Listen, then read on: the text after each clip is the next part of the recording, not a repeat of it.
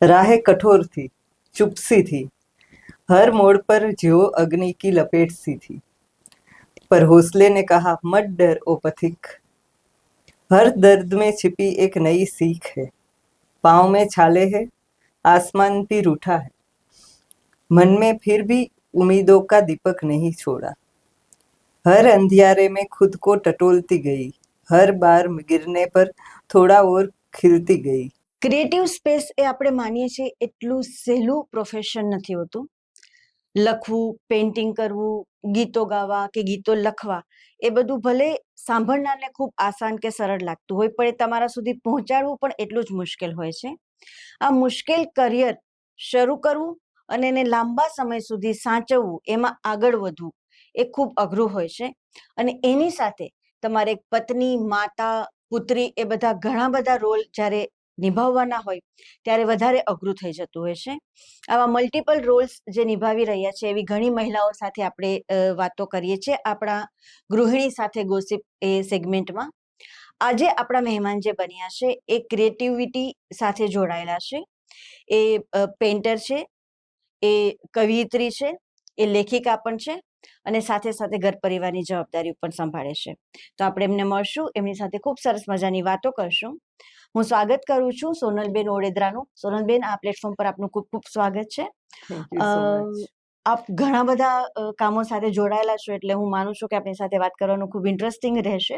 આપણે શરૂઆત કરીએ તો આપના જીવનની જે શરૂઆત, આપણું બાળપણનું શિક્ષણ, આપનો જે પારિવારિક માહોલ હતો એ વિશે અમારા દર્શકોને થોડું બતાવશો. હું નાનપણ મારું બહુ સોમનાથની બાજુમાં કેશોદ છે, ત્યાં અને જુનાગઢ, પોરબંદર એટલામાં જ મોસ્ટલી ગયું છે. મારા પપ્પાને બધા ફાર્મિંગથી વધારે ફાર્મિંગ, મલ્ટિપલ બિઝનેસ અને આજુબાજુ પોલિટિકલ માહોલ થોડો રહ્યો છે. એ રીતે જ હું મોટી થઈ છું. પપ્પાએ મલ્ટિપલ બિઝનેસ ઘણા બધા અમારે કર્યા છે, એટલે મારે ઘરમાં બી એ રીતનો જ માહોલ રહેતો. અને ઘણા વખત તો એવા જ કેમ કે પપ્પાને દાદાને બધા એ રીતના હતા કે ઘણા આજુબાજુમાંથી પોતાની પ્રોબ્લેમ સોલ્વ કરવા માટે પપ્પાની રાય લેવાને આવતા, કેમ કે અમારી કમ્યુનિટીમાં પપ્પાએ બહુ સારું એવું. તો એના લીધે એવું જ બધું આ માહોલમાં જે સોશિયલ વર્ક માણસો એમ કે છે કે સોશિયલ વર્ક નેચરલી પપ્પા ડેઈલી કરતા હતા. એટલે રોજ હજી બી એ ડેઈલી એના રૂટીનમાં જ છે. એને સોશિયલ વર્ક ગણતા જ નથી. રોજના જીવનમાં તમારું વણાયેલું છે કે કોઈ પોતાનું કઈ પણ કામ કે સમસ્યા લઈને આવે તો આપણાથી જે બનતી હોય એ મદદ આપણે કરવાની જ હોય. એક જીવનનો ભાગ છે, એમાં કઈ આપણે સ્પેશિયલ નથી કરી રહ્યા. બસ એમનું એવું જ માનવું છે. બસ એ રીતે જ મોટી થઈ છું બધું આ બધામાં. જમીનથી જોડાયેલી છું, ખેતી બી જોઈ છે નજીકથી, નેચરથી આજુબાજુ મોટી થઈ છું. જી, આપનું એજ્યુકેશન શું? મેં યુરોપિયન પેઇન્ટિંગમાં ડિપ્લોમા કરેલું છે, કોમ્પ્યુટરમાં કરેલ છે ડિપ્લોમા. હાલમાં જ થોડો ટાઈમ પહેલા મેં ન્યુમરોલોજીનો બી આખો કોર્સ કરેલો છે. મલ્ટિપલ કઈ નવું મને શીખવા મળે તો મેં મલ્ટિપલ એ રીતે કોર્સ, મલ્ટિપલ યોગામાં બી ડિપ્લોમા કરેલા છે, યોગામાં બીજા બી ઘણા બધા. એટલે મને કઈ બી આર્ટ રિલેટેડ ને રાઇટિંગ કે સમથિંગ નવું શીખવા મળતું હોય તો હું એ ભણવામાં. મને એક સિનિયર આર્ટિસ્ટ છે વિજેન્દ્ર શર્મા, બહુ મોટા આર્ટિસ્ટ છે. તો એમણે આ 85 સમથિંગ છે, તો એમણે આ ઉંમરે બી એમને ફોન કરો ને તો એવું કહે કે હું તો હજી શીખું છું. બરાબર. એ અત્યારે ડિજિટલ પેઇન્ટિંગ શીખે છે. એટલે હવે તો મારે આ વાતે 3-4 વર્ષ પહેલા એમણે આવું કીધું, તો હવે તો એને શીખી બી લીધું છે. એટલે એની જેમ હું તો હજી શીખું છું, હું તો હજી સ્ટુડન્ટ છું. એની જેમ હું બી એવું જ માનું છું કે જ્યાં સુધી જીવન છે કઈ ને કઈ નવું શીખતા રહેવું જોઈએ. તો પેઇન્ટિંગ સાથે આપનું જોડાણ કઈ રીતે થયું ને એ તમે પ્રોફેશનમાં પછી કઈ રીતે આગળ આવ્યા પેઇન્ટિંગના પ્રોફેશનમાં? પેઇન્ટિંગ હું લગભગ બાળપણથી જ કરતી એવી છું. મને યાદ નથી કે મેં કે દિવસે પહેલી વાર હાથમાં પેન્સિલ લીધી હતી, બટ 5th-6th સુધીમાં તો હું પોર્ટ્રેટ કરતા શીખી ગઈ હતી. અને જે આપણે ગુજરાતની બે એક્ઝામ આવતી, એક 8માં ને 12થમાં, એ બંને દીધી હતી. એ રીતે થોડું વધારે નોલેજ મળ્યું પેઇન્ટિંગ રિલેટેડ. 1-2 એક્ઝિબિશન ત્યાં જોયા આર્ટિસ્ટોના, એ પછી વધારે ખબર પડી. પછી મેરેજ વહેલા થઈ ગયા હતા તો પછી મેં મૂકી દીધું હતું. પેઇન્ટિંગ એમ જ કરતી શોખથી, બટ એઝ અ પ્રોફેશન આમાં સ્ટડી કે મેં થાય એ ત્યારે એવો આઈડિયા બી નતો. નતો કર્યા. અને અમારે કોઈ બી ફેમિલીમાંથી, એ મારા પપ્પાના ફેમિલીમાંથી, હસબન્ડના ફેમિલીમાંથી કે કોઈ દિવસ આર્ટિસ્ટ હતું નહીં. Mostly Okay. બધા બિઝનેસથી જ જોડાયેલા, એટલે બિઝનેસમેન એટલે આર્ટ ફિલ્ડમાં તો કોઈ હતું નહીં, એટલે હું એક જ તમે પાયોનિયર છો. ગ્રેટ. તો કેવું રહ્યું જ્યારે તમે એવી ઈચ્છાઓ વ્યક્ત કરતા કે મારે પેઇન્ટિંગમાં આગળ વધવું છે કે રાઇટિંગમાં કે આર્ટ ફિલ્ડમાં આગળ વધવું છે, તો ઘરના લોકોનો સપોર્ટ રહેતો કે એમને એવું હતું કે નહીં એના કરતા પરિવારના આટલા મોટા બિઝનેસ છે તો આ કંઈક સંભાળ કે આ કંઈક કર કે એવું કઈ રીતે હતું? હા, એક ટાઈમમાં મારે બિઝનેસનું બી આવ્યું હતું, બટ મેં જ્યારથી પેઇન્ટિંગ ચાલુ કરી એ પછી એક નેચરલી જ હું આગળ વધી છું. મારે ઘરેથી પપ્પાનો કંઈક ફેમિલીનો, મારા હસબન્ડનો બધાનો સપોર્ટ સારો રહ્યો છે. એટલે બધી રીતે એક પછી મારે ઘરેથી એવી કોઈ પ્રોબ્લેમ આવી નથી. હા, મેં ઘણા ખરાને એ રીતે જોયું કે એને પેઇન્ટિંગમાં કરવાની શું જરૂર, એમાં શું મળશે. હા, મેઇન વસ્તુ જે બિઝનેસ માઇન્ડેડ હોય એ લોકોને થાય. હા, કે એ જ શોખથી કરો એ બરાબર, આ કરિયર કે પ્રોફેશન કઈ રીતે બની શકે? કઈ રીતે બની શકે, આવા ક્વેશ્ચન આજુબાજુમાંથી ઘણા ખરા થતા. આવેલા. ઓકે. ઓકે. આપના સંતાન, આપ 2 સંતાનોના માતા છો. આપના સંતાનના જન્મ અને એમની સાથેનો ઉછેર એ વિશે અમને થોડું જણાવો. મારે 2 સંતાન છે. પહેલો મારો સન છે રાજ, અને પછી એક બેબી છે. તો આમ તો દીકરી કે દીકરી વગરનું ઘર, એટલે બંને મને એને બંને નેચરલી મારી જેમ જ મોટા થયા છે. ઓકે. કે બંનેને મેં બધો નોર્મલી બધો માહોલ આપ્યો છે, કે એવું નથી કે મેં એને 5 સ્ટાર ફેસિલિટી આપી છે તો જમીનથી ગામડામાં એનિમલ સાથે બી રમ્યા છે. નોર્મલી ખેતરમાં બી રમ્યા છે. બધી ટ્રાવેલિંગ બી એટલું કરાવું છું. મારી બેબીને તો હું મારી સાથે વર્કશોપ, એક્ઝિબિશનમાં આઉટ ઓફ ગુજરાત જાઉં કે ક્યાંય બી જાઉં, બધે સાથે લઈ જાઉં છું. તો એની હું નાની હતી ત્યારથી, 2.5-3 વર્ષની હતી ત્યારથી એટલું ટ્રાવેલિંગ કર્યું છે મારી સાથે. અને સાથે સાથે જેટલા સિનિયર આર્ટિસ્ટો છે, જે CN ના પ્રોફેસર હોય કે MS ના હોય કે એમના પ્રિન્સિપાલ હોય, એ બધા સાથે અમે જ્યારે વર્કશોપ કરતા હોય તો એ બધા સાથે પેઇન્ટિંગ એની જ કરેલી છે ને જોયેલી છે. અચ્છા.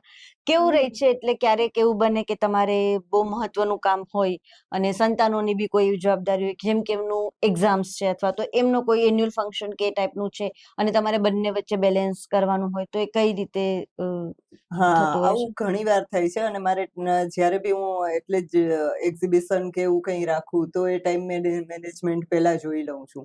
બટ ઘણી વાર એવું બન્યું છે કે એન્ડ ઓફ ટાઈમ એક્ઝામ આવી ગઈ કે એન્ડ ઓફ ટાઈમ કંઈ નવી પ્રોબ્લેમ કે સમથિંગ કંઈ બી, તો ઘણી વાર એક્ઝિબિશનમાં મારે સ્કીપ કરવું પડ્યું છે કે વર્ક મોકલી દેવું પડ્યું છે કે એવું બી બન્યું છે.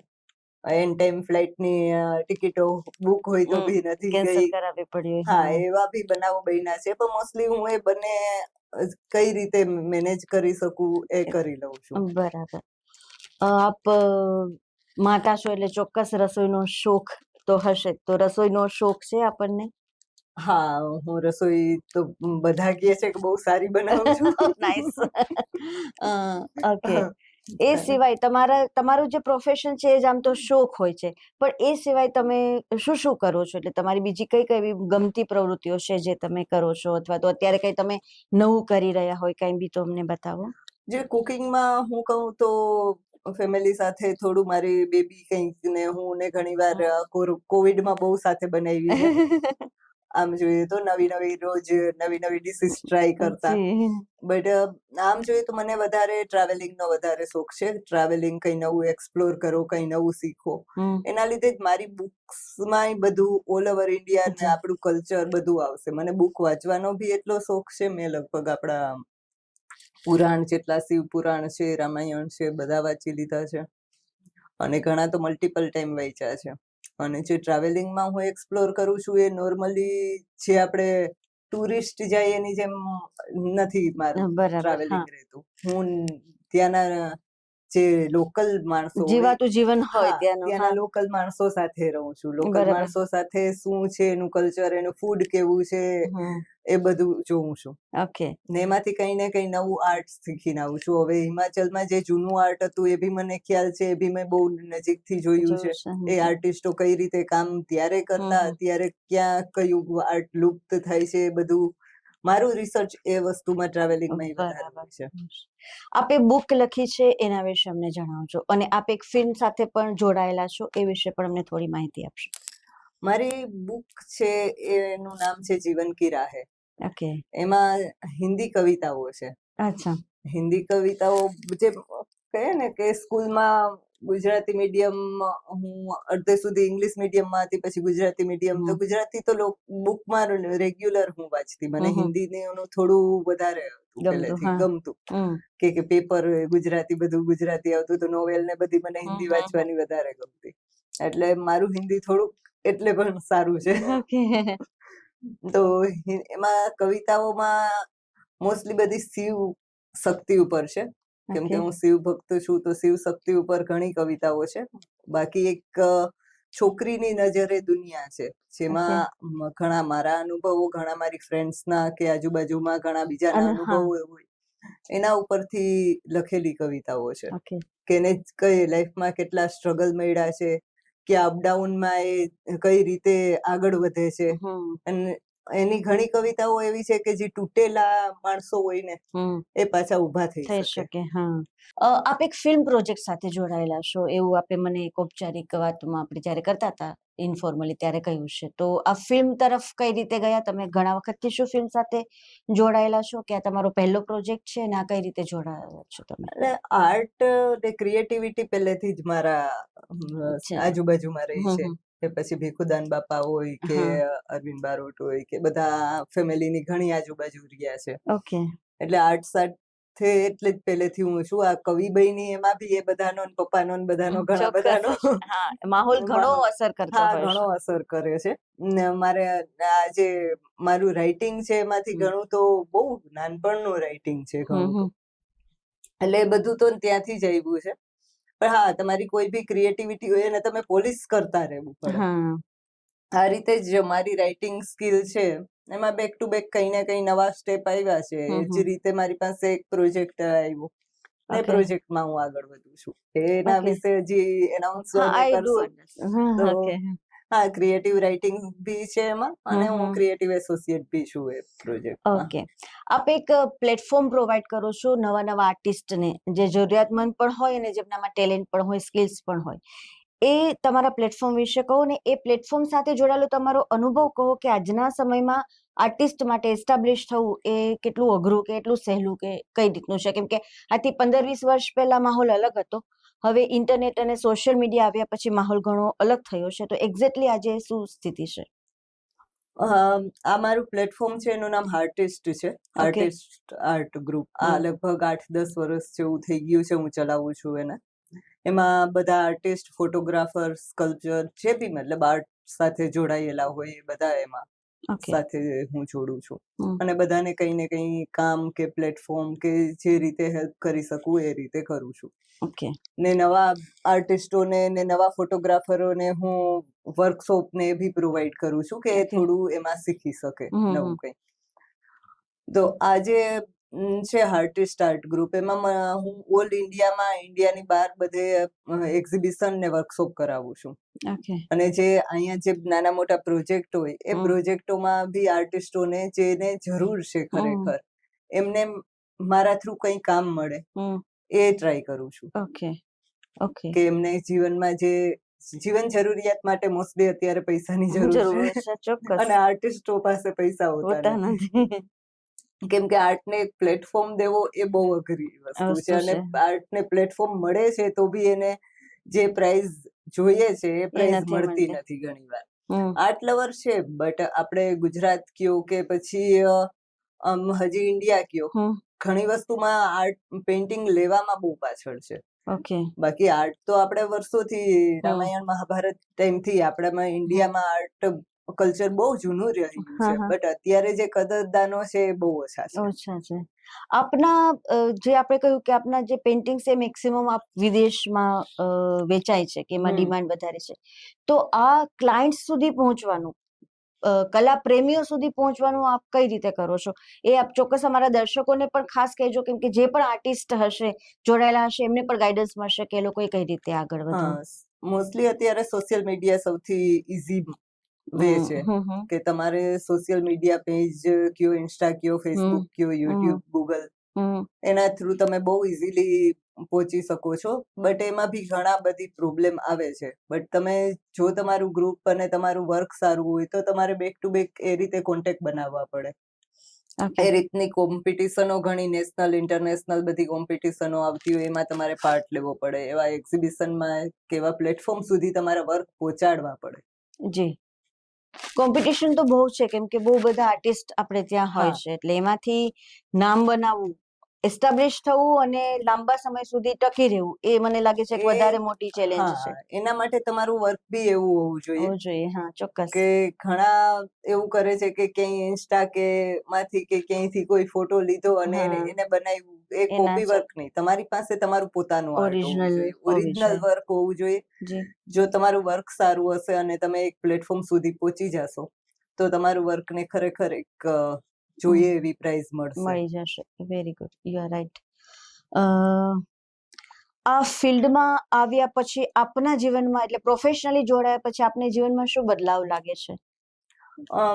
જ્યારે હું એક હાઉસવાઈફ હતી ત્યારે મારે મોસ્ટલી ઘર અને બાળકો એ જ મારું ફેમિલી. જવાબદારી એટલી જ હતી કે બસ આ કરો અને પછી તમારે રિલેક્સ ટાઈમ. બટ એ પછી અત્યારે મારે બધું ટાઈમ મેનેજ કરવો પડે છે કે બાળકો માટેનો ટાઈમ, વર્ક માટેનો ટાઈમ, મારા પર્સનલ ટાઈમ. ઘણીવાર હું મને ખુદને ટાઈમ નથી દઈ શકતી. ઘણીવાર મેં મલ્ટિપલ કામ કરવું ને બોલવું ઈઝી છે, કરવું બહુ અઘરું છે. હું ઘણીવાર 5 કલાક સૂતી છું એટલે નીંદર ના થાય. તમારે કામ ઘરે આવીને કામ કરવું પડે કે ચાલો પેઇન્ટિંગ બાકી છે તો પેઇન્ટિંગ પૂરી કરો, કે સમથિંગ કોઈ ગ્રાફિકનું કે જે નેક્સ્ટ શો છે એનું બીજું કામ, એના કોલ, તો એ બધું કામ તમારે રહી. એટલે ઘણીવાર તમારે બહુ મેનેજ કરવું પડે. મેનેજમેન્ટમાં તમારી રેગ્યુલર લાઈફમાં બહુ ઘણો ફરક પડે અને મેનેજ કરવું એ જરૂરી છે ઘણીવાર. ચોક્કસ. સોનલબેન, આપ કવિતાઓ લખો છો, કલમના જાદુગર છો, તો મારા દર્શક મિત્રોને એક સરસ મજાની તમારી કવિતા સંભળાવો. યસ. રાહે કઠોર થી, चुपसी थी, हर मोड़ पर जो अग्नि की लपेट सी थी, पर हौसले ने कहा मत डर ओ पथिक, हर दर्द में छिपी एक नई सीख है, पाँव में छाले है, आसमान भी रूठा है, मन में फिर भी उम्मीदों का दीपक नहीं छोड़ा, हर अंधियारे में खुद को टटोलती गई, हर बार गिरने पर थोड़ा और खिलती गई.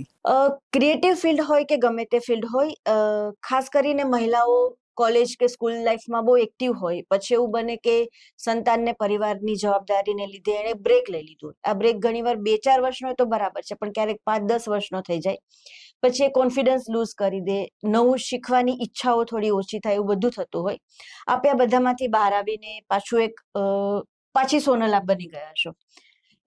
એટલે જે મહિલાઓ કોઈ પણ ફિલ્ડમાં એક બ્રેક પછી, કોઈ પણ કારણસર બ્રેક લીધો, એ બ્રેક પછી પાછી આવવા માંગતી હોય, એમને આપ શું ટિપ્સ આપશો, એમને શું કહેવા માંગશો? નોર્મલી બધી મહિલાઓમાં કંઈ ને કંઈ ટેલેન્ટ હોય જ છે. જે સવારથી સાંજ સુધીમાં કુકિંગ છે કે ઘણું બધું જે ઘરનું કામ છે, બધામાં કંઈ ને કંઈ ક્રિએટિવિટી તો હોય જ છે. મીઠું કેટલું વધારે નાખવું ને કેટલું ઓછું નાખવું એ આપણે ખબર હોય છે. એટલે માણસ જ્યારે પણ તમે જાગ્યા ત્યારે સવારે એના જેવું છે, તમારે કંઈ ને કંઈ નવું શીખતું રહેવું જોઈએ, નવું કરતું રહેવું જોઈએ, કંઈ નવું કરવાની ટ્રાય કરતું રહેવું જોઈએ. મેં જ્યારે પ્રોફેશનલી ચાલુ કર્યું એ પછી મારામાં મારી લાઈફસ્ટાઈલમાં ઘણો ફરક આવ્યો છે, મારી કોન્ફિડન્સ લેવલ અલગ છે. અને એક કહીએ ને કે અત્યારે એવું કહેવા માટે કે મારું પોતાની અર્નિંગ જ્યારે તમે પોતે કમાવો ને, એ પછી 500 રૂપિયા હોય કે 5 લાખ હોય, જ્યારે પોતાની કમાઈનું આવશે ને હાથમાં, એક કોન્ફિડન્સ અલગ લેવલનો હશે. ચોક્કસ, ચોક્કસ. ફાઇનાન્શિયલી તમે જ્યારે ફાઇનાન્શિયલી ઇન્ડિપેન્ડન્ટ થઈ જાવ. મોસ્ટલી આજની વુમન માટે આ બહુ જરૂરી છે. જરૂરી બની ગયું છે. ચોક્કસ હું ચોક્કસ મારી દીકરીને બી પેલા એ જ ઈચ્છીશ કે ફાઇનાન્શિયલી ઇન્ડિપેન્ડન્ટ થાય. થાય. હા, ચોક્કસ. Thank you so much Sonal, તમે ખૂબ જ સરસ વાતો કરી અમારી સાથે. તમે કલાના અલગ અલગ કેટલા બધા પહેલુઓને એક્સપ્લોર કરી રહ્યા છો. અમે આશા રાખીએ કે તમે તમારા દરેક ફિલ્ડમાં ખૂબ જ આગળ વધો. અને તમે અમારી બહેનોને પણ ખૂબ જ સરસ પ્રેરણાદાયી વાતો કરી છે, એ બદલ આપનો ખૂબ ખૂબ ધન્યવાદ. ફ્રેન્ડ્સ, મને પૂરી આશા છે કે આ શો જોઈને તમને પણ મન થયું હશે કે ચલો પાછું કંઈક નવું કરીએ. આશા રાખું તમે પણ જીવનનું એક નવું પહેલું શરૂ કરો. આવા ઘણા બધા પ્રેરણાદાયી વ્યક્તિત્વો સાથે આપણે મળવાના છીએ. તો જોતા રહેજો મુંબઈ સમાચાર ડિજિટલ.